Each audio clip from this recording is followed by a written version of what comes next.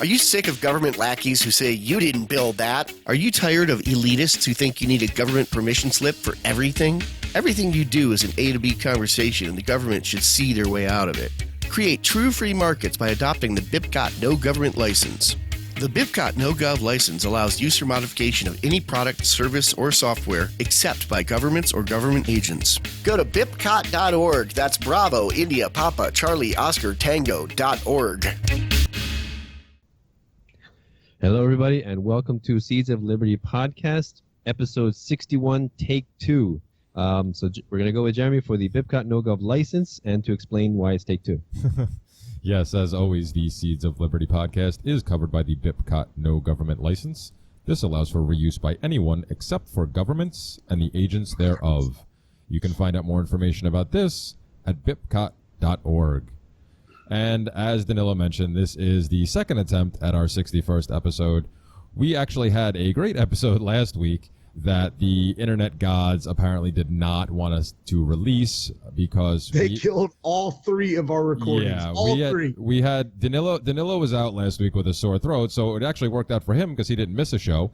But we had Luis Fernando Mises sitting in for Danilo, which was a great treat, and we had Carlos Morales returning, and we actually had a great conversation about Islam, religion in general, some psychedelic drugs and stuff like that.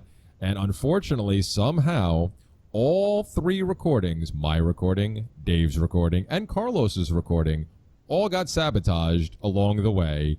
And I tried my hardest, but I couldn't even piece together an episode out of it because there was no audio for me. There was pieces of audio for everybody else. It was a mess. So unfortunately, that one had to get scrapped. Hopefully, we can get Carlos and Luis back again, and we can try to recreate that conversation. Coming from my line of work, you know, being a computer tech and everything, when you essentially have three systems of redundancy, that's really usually a benchmark of like, wow, you're really in the right directions. Yeah. and we literally had three steps of redundancy: you recording, me recording, and Carlos recording, and they all failed. I don't know what was up, man. That was just a Freaky Friday episode, if you know what I mean. Yeah. And it was I guess the Islamists didn't want us that episode coming out. It's ISIS. ISIS is out there. It was ISIS. But it was Mossad and ISIS, and then.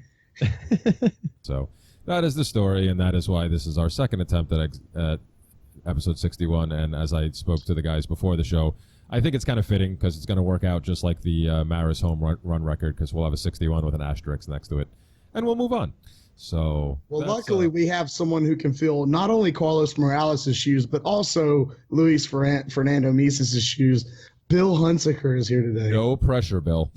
No pressure, none at all. Yeah, so Bill Hunsicker coming in from New Jersey. He's a voluntarist podcaster and YouTuber. His podcast is called Creating a New World Podcasts, CNW for short. It's Fridays at 8 p.m. Eastern.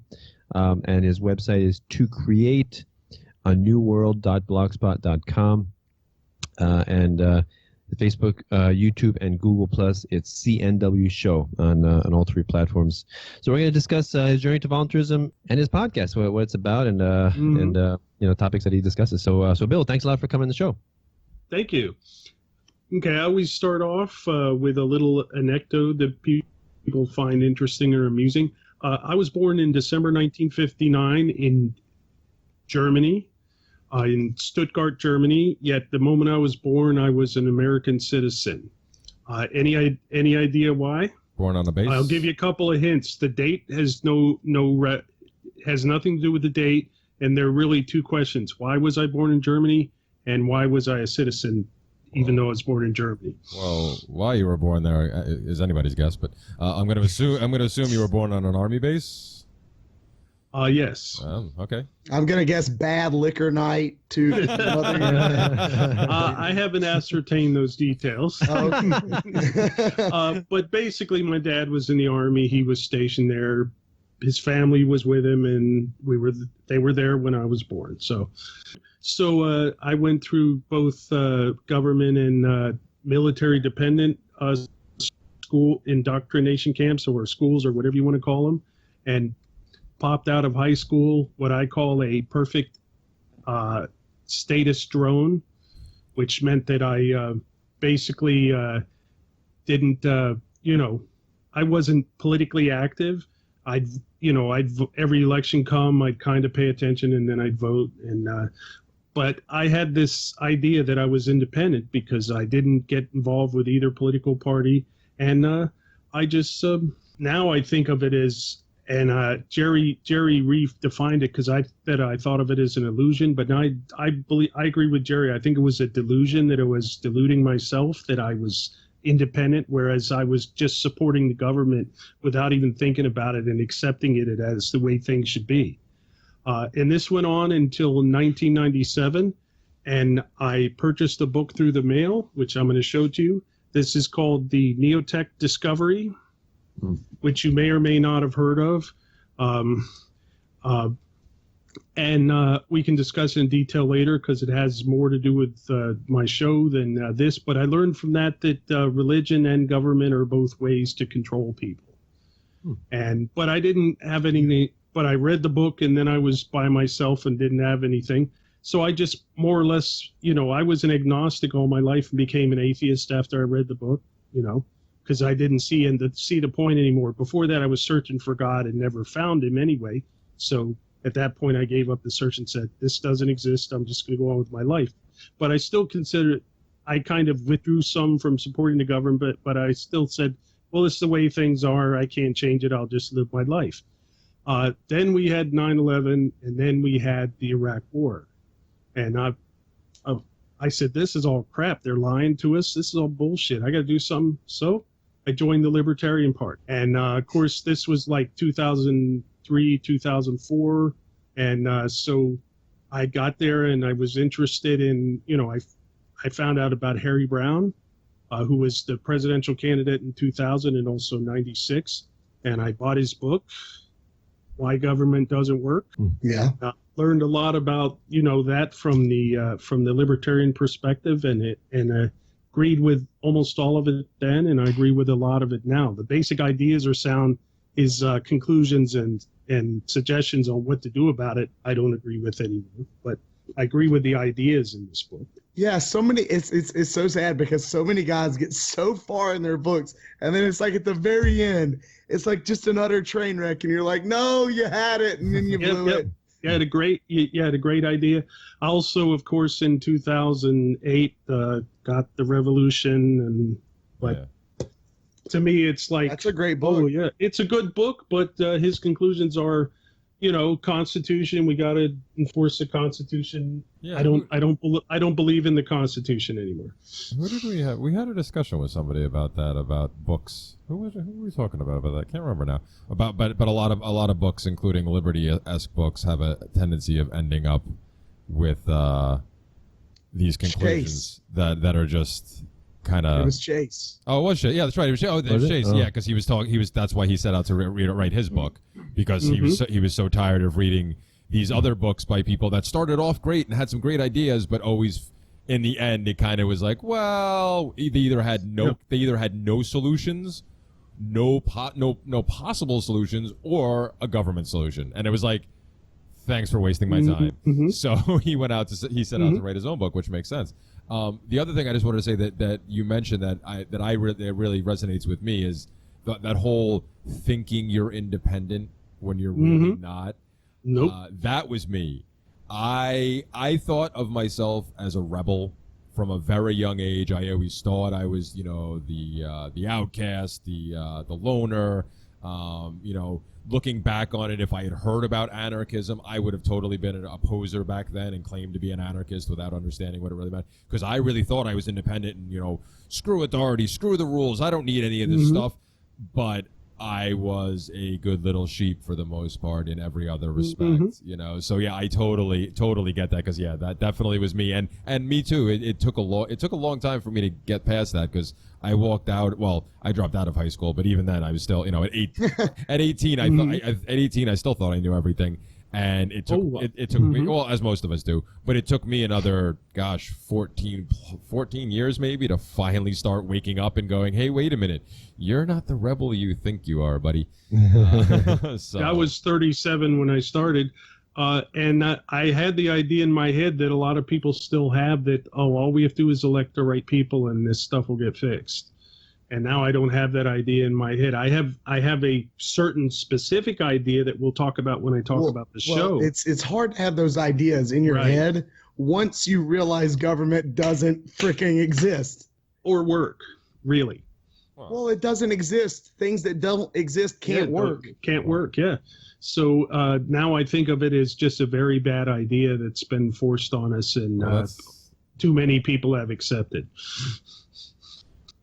Well, yeah, I would agree with that, but I would have to disagree with Dave, because going a little inside baseball to your conversation with Jared the other night, rights can work, but they don't exist. So they don't, but they don't, but they can work. So I don't know. Say because it doesn't exist means it can't work. But no. But I think you when you say government doesn't exist, which we all agree with, and Bill says it doesn't work, I think you're actually talking on two separate lines there. It's not that you're disagreeing. It's saying, in principle, in theory, even in theory it doesn't work. Yeah, you're right. That's what I think. That's more. It doesn't. So we're all in agreement. Yay! Oh yeah. So except I became. For Danilo, he's been awfully quiet. Oh yeah. No, I'm just thinking like I mean, I say that too. Government doesn't exist, but I feel like people can always counter with, well, business doesn't exist. What's freedom? Freedom is just a word. Rights are just words. Like what do you mean exist? Like tangible? You can touch? Can you touch a business? You can touch the building. You can touch the the IRS building. You can touch the White House.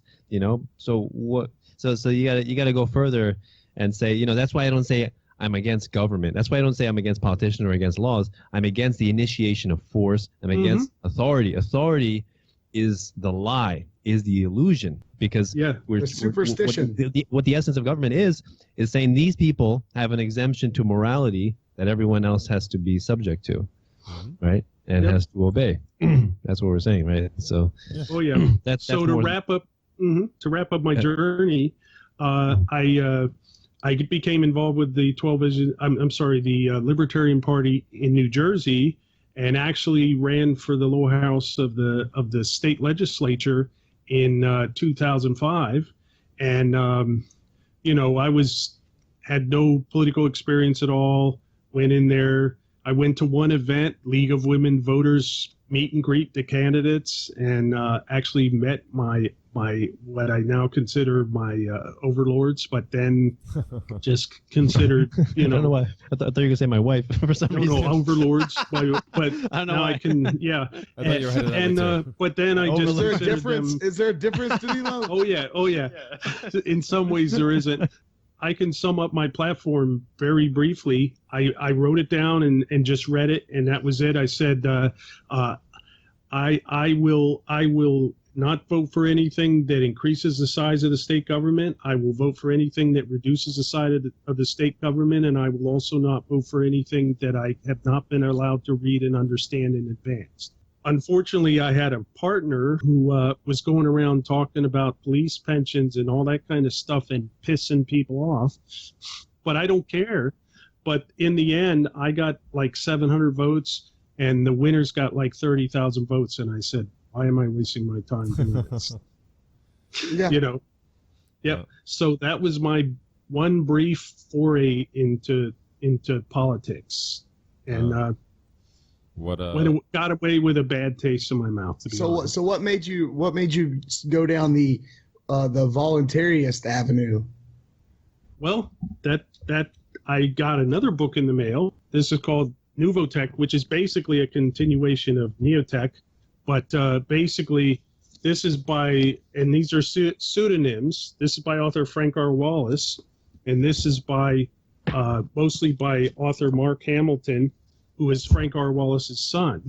A lot of people have different definitions, but the difference between NeoThink and what is now called the NeoThink Society is that NeoThink, basically, they identify what we call our masters. They call them neo-cheaters, which means they use illusions and everything to control people and force to control people. And their thing was, these people are evil, we have to destroy them. Whereas Mark Hamilton, his is, we have to learn to outcompete them. And that's what we're doing now. So this basically has a lot of information, tools on how to gain control of your life and basically start your own business, an honest business based on honesty and creating values and exchanging those values with other people, which are a lot of the concepts that as I'm beginning to understand, because I've been a really, well, let's put it this way. I've been a voluntarist since about 2007, 2008, when I started getting involved with the NeoThink Society and learning about these concepts, but I didn't know it until I started listening to Stefan Molyneux's podcast, and he defined these ideas for me. So then I understood that, yes, this is the same thing I'm talking about here. We use different terms. You know, you say non-aggression principle, I say no initiatory force, or the people in NeoThink Society, I'm beginning to now say non-aggression principle, but they say no initiatory force, and in fact they have a program which is kind of political, but it's an honest and open program that says we're going to get rid of most of the government, and then we're going to make it so no one can use initiatory force, at least as an idea, and then we're going to convert what's left of the government into a business that provides protection only and can be competed with and you pay for voluntarily. That's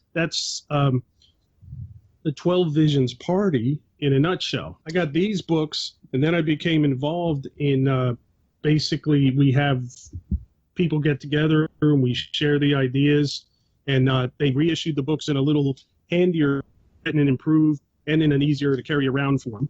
So, and this SOS stands for Society of Secrets, and that's what the organization was called before it became the NeoThink Society.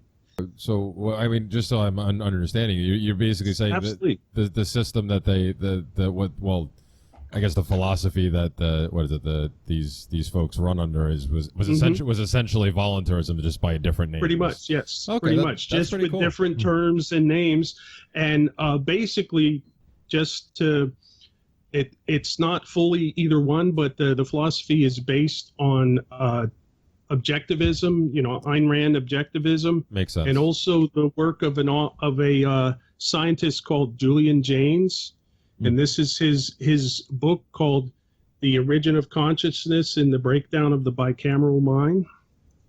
And the concept here, greatly oversimplified, is what Julian Jaynes did was he studied ancient literature, and he saw a difference from early ancient literature to modern ancient literature. In early ancient literature, there was just description of events, you know, just telling this happened, this happened, this happened, and there was no introspectum, no I, no this, you know. And then later, there came a point where the literature changed, where people were saying I, me, I thought about this is what I think, not just reporting what happened. And he considers that the rise of consciousness.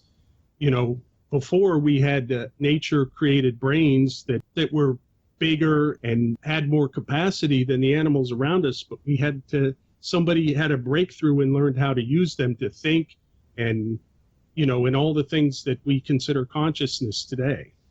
But the problem was, even though somebody said, yes, that's great, and talked to other people about it, other people said, I still want to control people, so I'm going to try to force them not to think, you know, and keep them in that more animal-like mentality, and that's how you control people. And that's what they do nowadays with indoctrination in state schools and with church schools, where they indoctrinate you into religion and all those sort of things. So that's the idea. So three things basically. Number one, in addition to everything else we talked about, I'm a skeptic. For me personally, I don't believe anything. I know that's an agnostic. Yeah, but no, let me finish. Yeah. I know and understand things to a greater or lesser degree of certainty. So therefore, because I don't believe, new information can alter my understanding of something, and I'm not stuck and tied to what I see now. If I see new information that I find credible, then I can incorporate that into what I'm thinking and continue to grow and learn.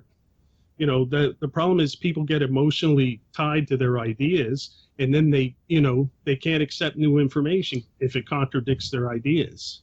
If you understand what I'm saying. Well, sure. That's the problem with just about every statist. Many of the newly minted anarchists that I come across, some of the longer-term anarchists, pretty much everybody. They all. And Everyone goes through bouts. We all have. Yeah, everybody has. I mean, we've talked about this a bunch, and I was actually talking about it with a couple of friends of mine the other day. There's just the residual. We use the phrase the residual effects of statism. And it lingers with all of us to a certain extent. I mean, me too. There's certain things that we all. I mean, I won't speak for everybody, but I know I can speak for the other two here. I know all three of us have done it in conversations between ourselves, where you slip into these things and you don't even mean to. It's just you start saying we instead of the government. And, not even things like that. No, but I'm just talking about being like wedded to certain ideas and like being that emotional attachment. It still happens, and that's what it is. It's that residual effect because you're so used to essentially being programmed that getting away from that it's hard. It's a hard habit to break because you don't. Everyone these days is taught how to be programmed and not how to program themselves. Well, sure. And that's a big problem with society. Is most of the people just accept everything that comes out of everyone's mouth, and it's just everyone's like, oh, when you share something or you say something or it might be a conspiracy or something leaning on the edge of a conspiracy, they always are like, it's like, look, this is just information I'm putting out, or this is just, I'm just sharing this. I'm not saying I believe 100% that this is fact. Like, there's no way. One way I like to describe voluntarism is it's a descriptive way of describing reality rather than a prescriptive way, right? So I'm not trying to tell people how to live their lives, right? You're not going to find like how to be a virtuous person, how to I guess attain happiness, how to reach nirvana with voluntarism, right? It's a very basic framework of living in a civilized society, right? There is no initiation of force that is tolerated by any individual or group of individuals or any institution. And that's it. Right? There's no exemptions. That's it. Very basic. And you can live your life as a complete douchebag and follow those principles. It's entirely possible. Along the same lines, I also don't believe in anything. I value things based on their benefit to me, but I don't believe in it. And I know that's a very fine distinction, but to me, it makes all the difference between blindly following someone and living your own life. That's the first part. Now, the second part, it's an analogy. And I want to also stress that these are all my ideas. They don't come directly from NeoThink or anywhere else. It's just the amalgamation of everything I've listened to and heard and everything. Okay, here's an analogy. There are three kinds of people. There are followers who are looking for a leader to tell them what to think or do. There are leaders who want to tell people what to believe or think and do. And then there are self-leaders who have no desire to tell people what to believe or think and do, and don't want to be told what to believe or think and do. So there's three kinds of people. Followers are looking for a leader, they want a leader, or leaders. Leaders want more followers. And of course, self-leaders want more self-leaders. Other people that aren't going to ask them to tell them what to think or, believe or think and do, and not what to not try to tell them what to believe or think and do. The problem is right now the leaders are in charge of the world, mostly subconsciously, but in some ways consciously. They're finding ways to get more and more followers, and that includes creating schools that create followers. I think they're creating more slaves. I don't necessarily think followers. Well, I'm gonna pick at that explanation a little bit. Absolutely. Say a difference between ruler and a leader. I think that's an important distinction. Whereas a leader, focuses on governing people by force, right? A ruler, a leader attracts followers by his demeanor, right? By the way he talks and his thoughts and concepts that he espouses, right? No initiation of force is necessary.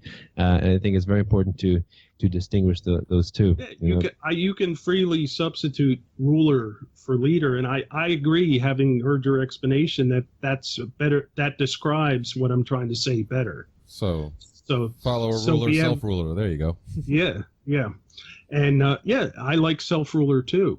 So Or follower, governor, self-governor. I think that Yes, one makes so- the best. hmm So we have rulers who want more followers or slaves, and so they constantly do things, whether consciously or subconsciously, to create more followers and slaves, including coercion, including indoctrination, including all of these things. And that's how we have the world we live in now.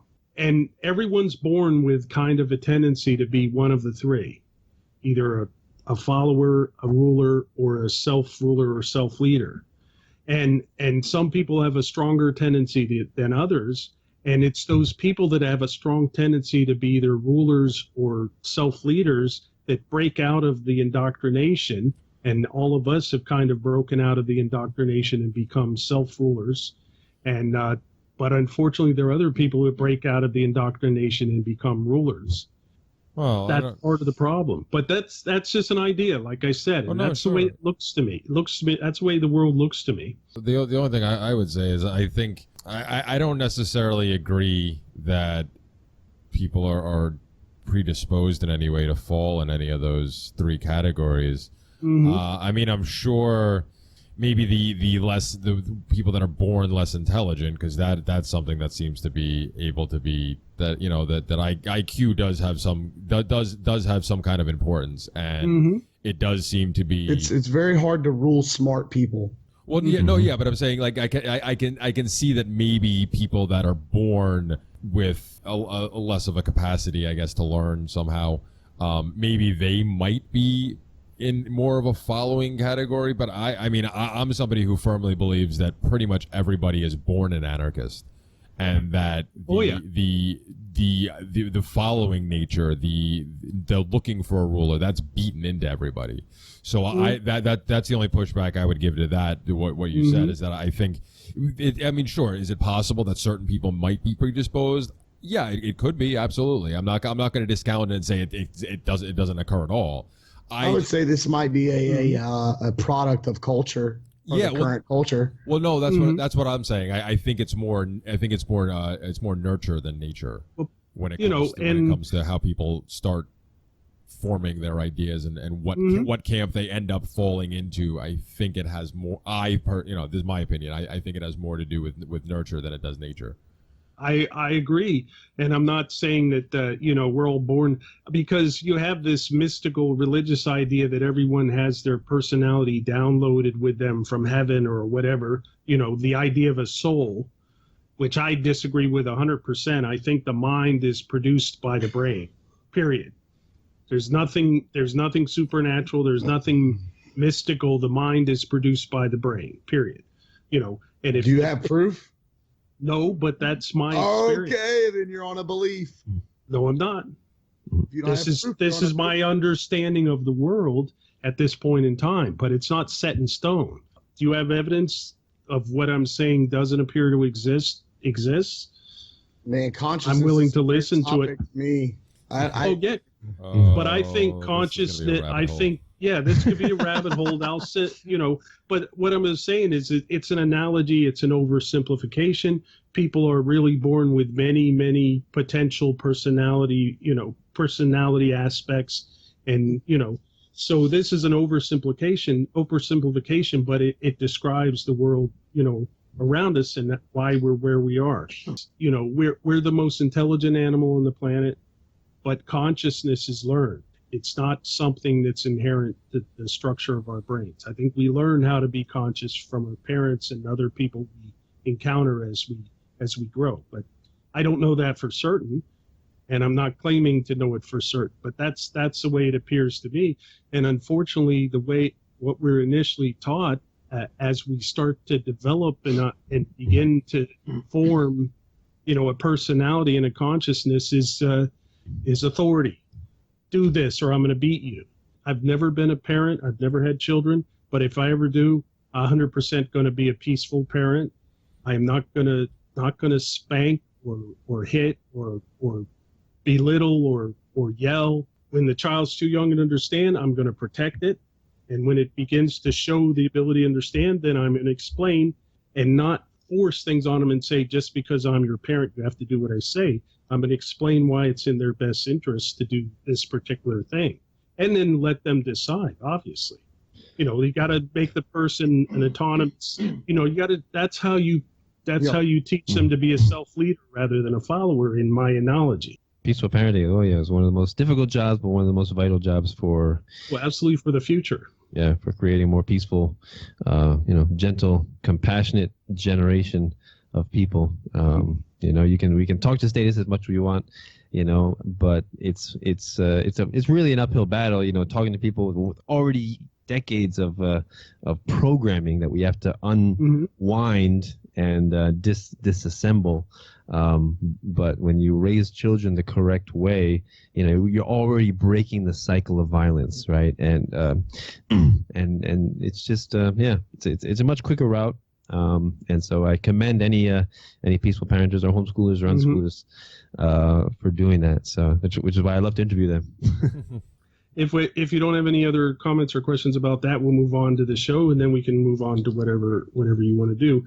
Okay. My show is called the Creating a New World, and it's about a voluntarist world, but within the NeoThink Society, it's called the 12 Visions World, because Mark Hamilton wrote a book called Visions. Basically, he wrote it in the form of, I imagined what this world would look like, and then described it in 12 perspectives and called them visions. I personally wish he'd use a different format than visions, because it sounds kind of mystical and all that kind of stuff. A little hokey, but yeah. Yeah. So I'm going to quickly read the 12 visions so you get an idea what it's talking about. Okay. It's basically vision 1, become the person you were meant to be. Died before, and then schools and everything tried to beat you into being something else. Vision 2, live the life you were meant to live.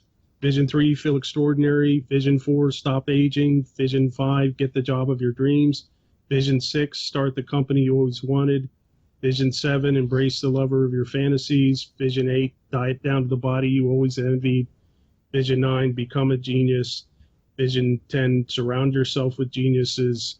Vision 11, ride a prosperity wave that will make you a millionaire, or at least live like a millionaire. And Vision 12, enjoy perfect physical and mental health. So those are the 12 visions that describe the world. And in the show, I talk about what the world will look like. And each week I pick a different topic and talk about, what that will look like in the voluntarist or 12 visions world. And I'm starting to use those terms in the show rather than just the NeoThink Society terms. What it will look like in that kind of world as opposed to what it looks like in the world now. And then the second part of the show, I talk about 12, what I call, but hasn't been really called by anybody else, the 12 Visions movement, which is, the idea of moving toward that kind of world. And then talk about the 12 Visions Party, which is basically a political party, but a political party that wants to transform, first reduce the government to a protection-only government, and then outlaw initiatory force, and then transform what's left of the government into a business that can be competed with and that you pay for their services voluntarily. That's the concept. But I taught you, if you listen to the later shows, you'll hear me talking about the fact that all of this is meaningless unless enough people understand and agree with these ideas. You're not going to get a nonviolent resolution from a political action, in my opinion. So, but unless the entire population, but then the same thing can be said for a communist revolution or any other kind of revolution. Wow. So the idea, just to put bare bones on it, of the 12 Visions Party is that you have a presidential candidate that talks about all of these ideas and basically tells people that that's what they're going to do. They're going to change the government into a business that you pay for voluntarily and can be competed with. And then if enough people understand and accept that idea, then they'll elect that person. But this has to be a very special person, unfortunately. Wow. And that's where I begin to have some problems. And honestly, it's that how are we going to find a person that isn't going to be corrupted or persuaded or killed? And that's a very important aspect. You're going to have very... A lot of naivety is in that. Just with the libertarian approach, the top-down, takedown, I think there's a lot of naivety in that. A lot of people don't realize how much of the federal government and state governments aren't elected officials. These are people in there that can't be fired, essentially. You essentially have to go in there and shut down operations of the entire structure. Right. Wow. And that's why I think you can't go in and change a few words on a sheet of paper and expect that 80% to change. I agree. And that's why unless enough people can understand these ideas that would be able to directly support it, it won't work. Yeah. And that's my assessment too. It won't work.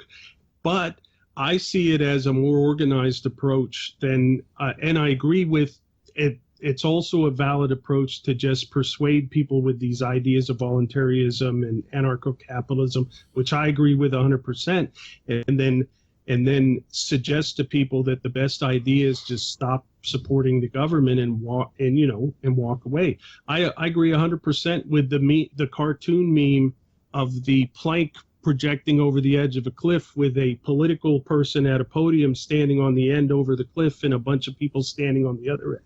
Yep. I agree with that 100%. If all those people walk off that plank, that guy's going to go down, you know. Well, in other words, stop supporting them. Well, sure. I think, though, that that's why, I mean, just the idea that you have to find a special person should, in my opinion, rule that out immediately. Because that's the great man fallacy right there. So it sounds very Madisonian.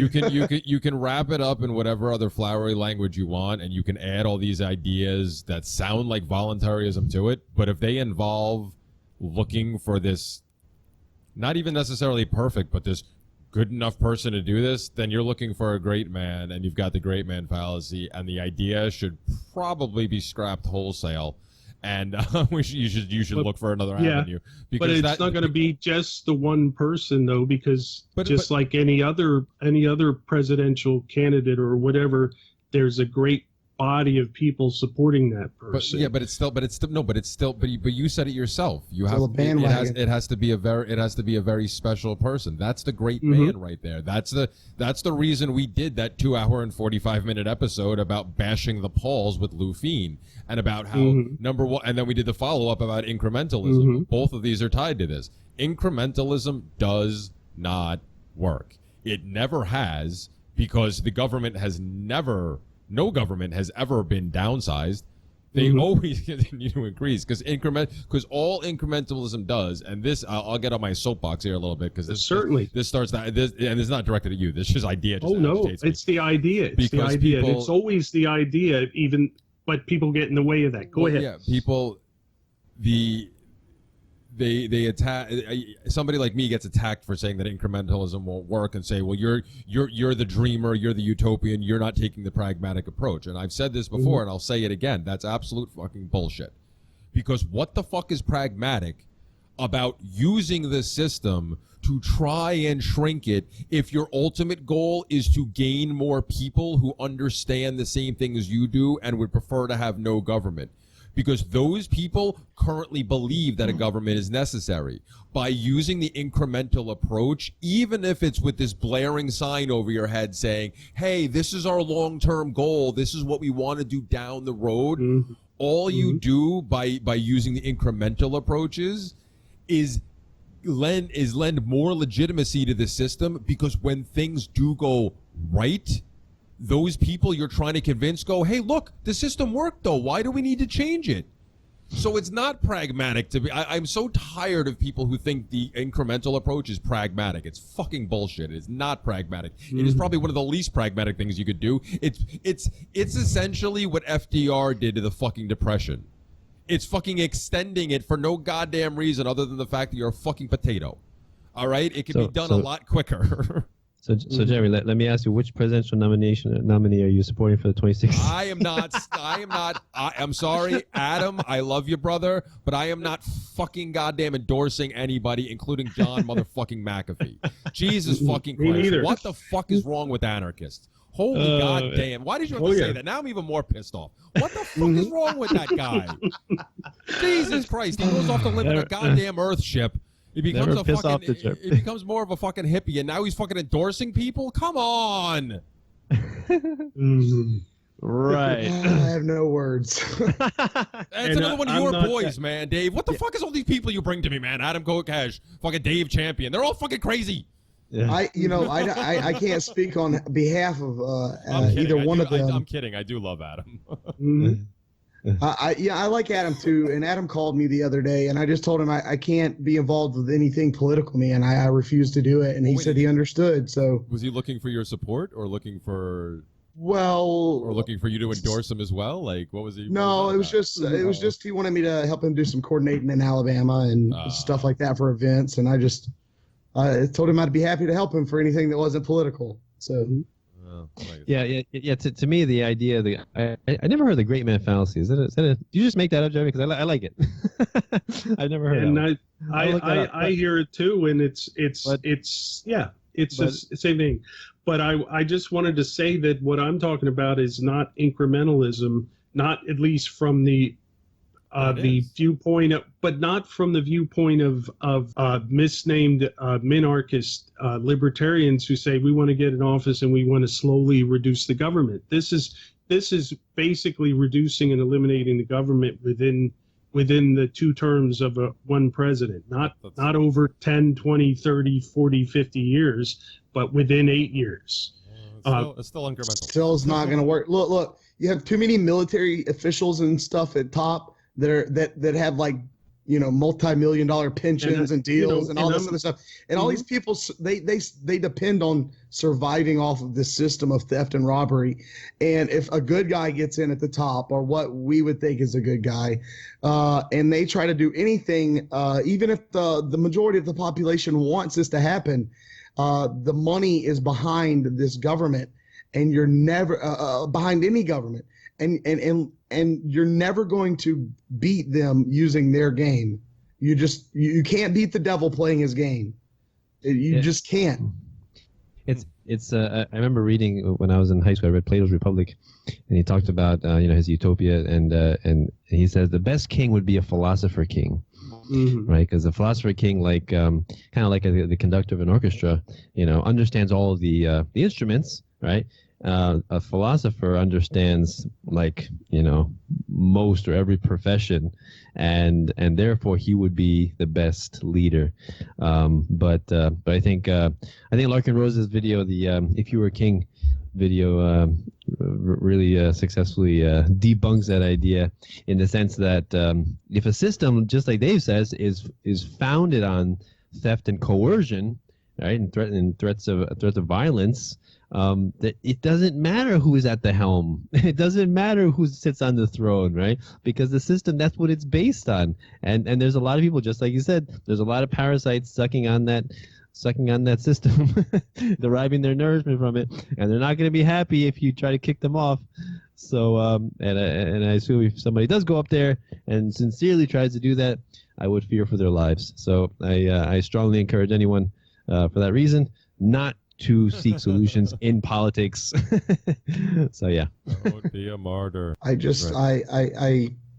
hear where you're coming from for a lot of this stuff, and it does sound really cool, Bill. But as far as political, man, in my honest opinion, anyone that thinks that anything can be solved by politics, they just aren't looking at it right, because they're forgetting one huge, key, essential, big thing here. Government doesn't exist.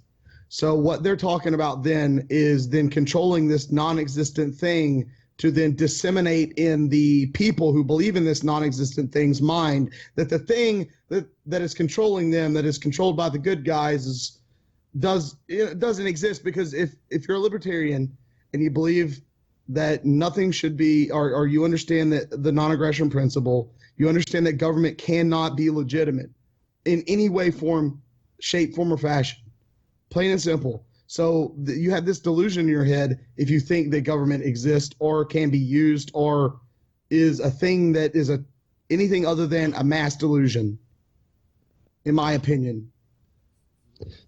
So let me just add one more thing. Going along with what Dave just said, the government doesn't exist. I like to use the idea that, people say if there was a switch that you could flip, and then all the politicians would disappear, all the the police, the military, all the the agencies of government would just disappear. Would you flip it, right?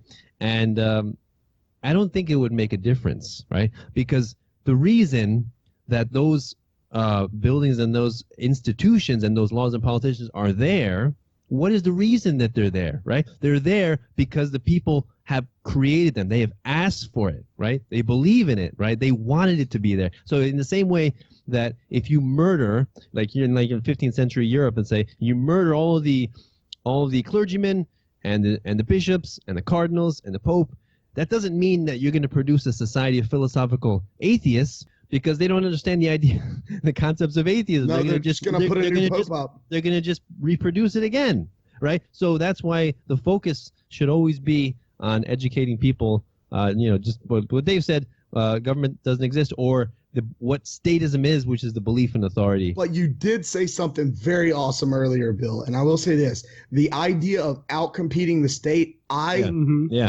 fully, right. The more I look at things, the more I really examine things, the more I just look at the way society is going. Technology is making government obsolete. Think about going and getting your tags for your car or your driver's license versus creating a Facebook account and getting on there and contacting someone in Iran or North Korea or Russia or whatever else will get us tagged to. Maybe some NSA agents will start listening to this show. So, but you get the drift. It's so much more difficult. It's a drag, and people are they're so used to everything. Like if your phone lags for a half a day, you're like, I'm going to throw this piece of trash away. I don't understand why they don't transfer that to government. If I can't get my license just sent to the mail in 5 seconds, why should I even have to deal with this? That pretty soon that's how the kids these days are going to do it. And government's not going to be able to compete, and it's either going to fail or we're going to see mass tyranny across the world. But the way technology is going, I just don't see how mass tyranny can blindly fleece that many people. We already have. Yeah, we already have mass tyranny, Dave. We do, but yes, we do. But the people aren't awake to it yet. The people, the mass majority isn't awake to it yet. But that doesn't matter. That doesn't mean it's not there. For sure, I'm not. And that's part of the problem, and I really see the problem, and I hear of what all of you are saying, but part of the problem is in order for us to outcompete what is really the structure there that has been created by individuals who are taking the easy way out and basically stealing value from everyone instead of creating value themselves, which is a great part of the NeoThink Society philosophy, is the idea of creating value and exchanging it for other value rather than stealing what other people have created and produced, which is what government does. Part of it is, I'm seeing what it is and I'm getting closer to accepting it, that what we really have is these mega corporations who are using the idea of government as a front. Government is also a corporation. Oh yeah, but they're using the idea of government as a benevolent, thing that helps people. The bullshit that we're taught in school as a front for their activities of stealing, what we create and produce. And they've set up this horrible system that we all know about, where they're not only stealing our creative creation and production, they're stealing the future creation and production of our children and their children and their children, on and on and on. But the problem is all of this, and I'm really going to start talking about this on my show, is that all of this talk about getting somebody into the federal government and having him change anything means nothing if we have nothing to compete with these huge corporations. And that's part of what we have to do, is to have competing companies that provide the same services or the same perceived services. And before I was talking about is the most you should have is protection, and I'm seeing if we can get into a voluntarist society, we'll have a future where protection becomes technological rather than the idea of these people are going to protect them. The more I listen to your show, to this show, and the more I I've started to listen to Freedom Fiends, which I'm not gonna go back and listen to the whole catalog of that show because that's been on for years and years and years. But I picked it up from the last week or two, and now I'm trying to listen daily, unless they're talking about a topic that I'm not particularly interested in. Like I said, everyone's free to listen to or not listen to whatever. We talk about whatever. Yeah, you bring up news stories, you bring up things, and you talk about it. It's free form, but it's still, you bring stuff in and you talk about it. We're the Freedom Fiends are the comic relief. It's fun, but sometimes you get on to topics that I'm not particularly interested in, so I just move on. All right. The one thing I want to say though is to kind of touch on what Dave was saying before about the ideas that you're bringing forth, that this philosophy that you've been following or looking into for a while. A lot of it does seem to line up with voluntarism, of course, and the end goal of having stuff to compete with government, like Dave said, is great, and I think Danilo agrees too. I think we all agree with that. I would just say that as a whole, that organization, that philosophy, who's ever adopted it, whatever, you may want to seriously consider just dropping the political angle altogether, because if you're going to, especially you, for you yourself, if you're going to sit there and say, well, you now see that, without more people, it's not going to work. Well, yeah, absolutely. That's the same thing with everything else, and that's why I got into this argument with a bunch of big L libertarians the other day, who of course called me who called my ideas pipe dreams and all this stuff, and that I wasn't being pragmatic, and I tried to explain this to them, and of course it just went over their head. But here's the point: in order to get that type of support to do things politically, you need a rather large number. It doesn't necessarily have to be more than 50% of the population, because we all know not that many vote. But you need, essentially you need 51% of the voting population. However, you can have the same effect by maybe 10% of the population just not complying anymore. Why would anybody want to focus their time, energy, and money on the option that's going to take 50+% when there's an option in front of you that requires technically less effort, and you only need 10%? This is what I don't understand about libertarians, anarchists, anybody who thinks that they can destroy the government and shrink it from within. You don't have to. You just say no. You get 10% of the population in any area saying no. Those laws, whatever you're saying no to, go away. That's it. They're done. They can't enforce them when that many people just say no. Why would like I said, everything else sounds great, but anything involved in the political realm to me just seems like such a waste of time, and you're actually doubling your efforts. And one of my biggest pet peeves that I've had my entire life is doing things twice when it could have been done right the first fucking time. So why the hell would anybody want to waste their time with, that's what I don't get. I'd be like, yes, sure, okay, every little bit helps. Fuck that shit. Go out and be free. I don't agree with that either. Go be free right fucking now. Go do things and just start being that leader that we were talking about earlier, that Danilo made that distinction between ruler and leader. And the leader, the person that people, they don't maybe necessarily want people to follow them, but other people choose to either follow them or at least mimic some of their behavior because they see what this person is doing and it resonates with them. It's positive for them. They get something from it. They want to do that too.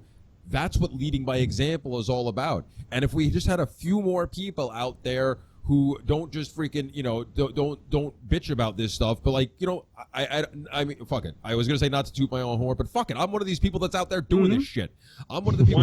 I'm one of the people that's out there fucking not complying to whatever the fuck I possibly can and saying, please join me. Let's have some fucking fun out here. Let's not just fucking try to get buried and say, oh, it's so horrible that we can't do anything, or we have to do it this way. Fuck that.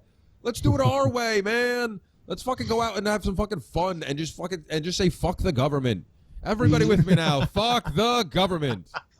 That ties in with just quickly. That ties in with the new children's story that that I am working on. It's going to be called "Fuck the State." It's actually going to be a companion to "Go the Fuck to Sleep." But more on that later. Oh yeah, and I just want to say, if you're not going to toot your horn, who is going to? Who's gonna toot your horn if you're not gonna toot it yourself?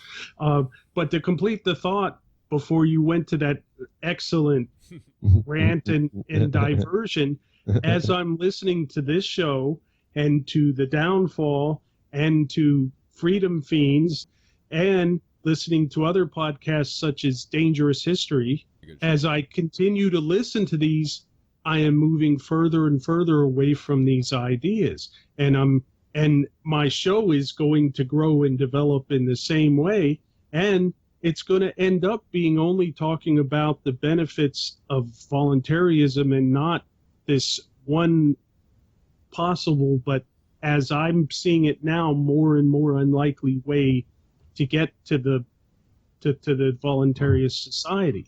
And that's, because I'm going to tomorrow night, that when I get to the section where I talk about the 12 Visions Party, I'm going to go through in detail what is required even to get this thing off the ground. And then I'm going to say, I'm beginning to think that this isn't going to work, not where we are now. I mean, if somebody tried to do this in the 50s, they might have had a chance. Maybe.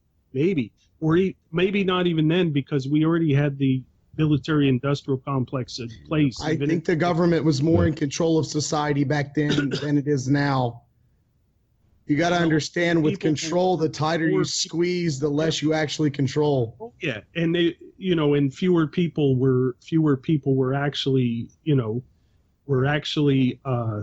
where we are, as far as not accepting these ideas that somebody has to be in charge, et cetera, and the few people who were being isolated and ostracized and pushed to the side. Then it's less so now. Well, there's more people who are where we are, and there's more people that are, and now we have much, we have avenues of communication such as this show and my show and the other podcasts that I talked about, that they have less control over. Because they, even then in the 50s, they had control over television, radio, newspapers. You just try to write an op-ed piece in the 50s and just submit it to some major national newspaper, they laugh in your face then. And now newspapers have become almost irrelevant, not quite. They're still somewhat relevant in some places, but they're not universally relevant the way they were in the, much earlier. I think it depends on the age. I think if you're under 30, they're irrelevant. If you're over 30, they're sliding into irrelevancy. Or if you're a weird person like me who's 56 and still thinks they're irrelevant, I think all quote unquote traditional media is irrelevant because it's controlled. It's because basically they're there to more to make a profit to share than sharing the truth. To me, the phrase, money is the root of all evil, that's not it. Love of money is the root of all evil. When you love money more than you love your fellow human beings, that's evil. That's evil to me. Well, maybe. I mean, to me, money is a tool to live and survive and enjoy your life. Well, do you have any tools I can borrow to live and survive and enjoy my life? I'm having a problem. Hey, Bill, can I read your tool? Certainly. Can I read your tool shed? I don't have any tools in my tool shed. The tools come in and they go out. Yeah, I have that problem too. It's funny how that works, but they're gone by the time I earn them, because before I started, taking real responsibility for my life, I made a lot of financial mistakes, and now I'm paying. Only thing I can tell you is just take as much as you can and buy Bitcoin. And by that, I mean as much as you're comfortable with. So like even if it's $20 a month, trust me, it's gonna be worth it. Yeah, we may have to have a private conversation. I may have to get the Bitcoin education from any of you who would feel want to share it to me, because I don't even know where to start. Well, Dave can definitely help you with that. Yep. But, So I really appreciate you coming on.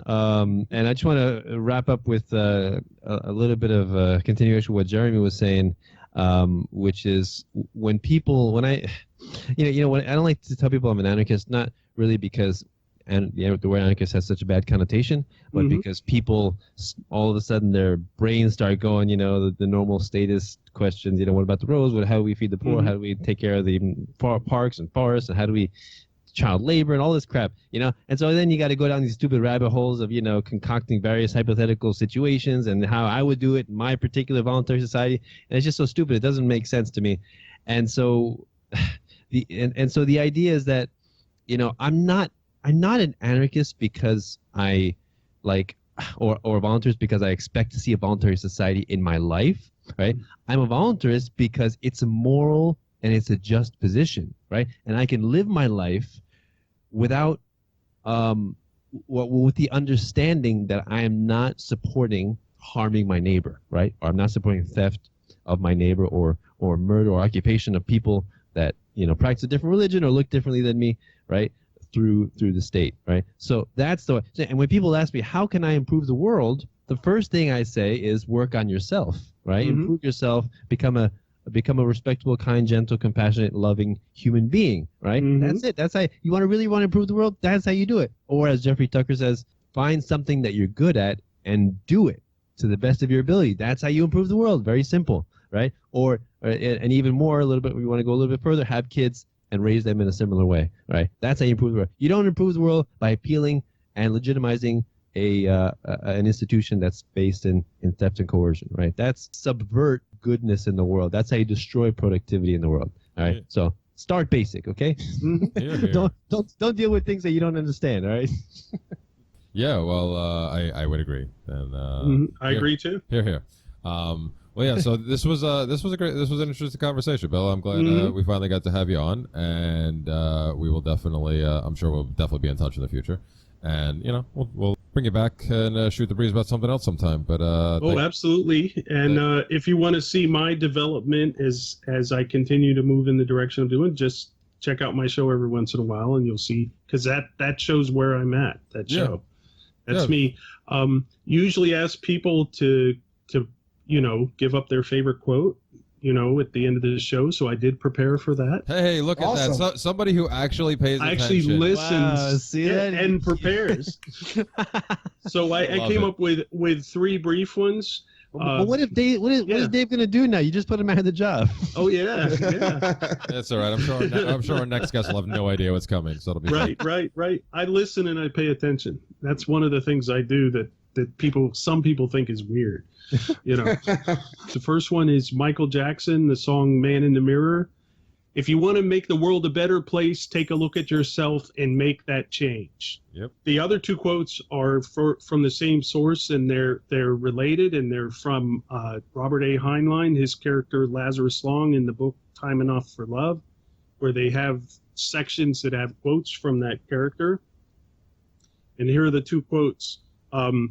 Democracy is based on the assumption that a million men are wiser than one man.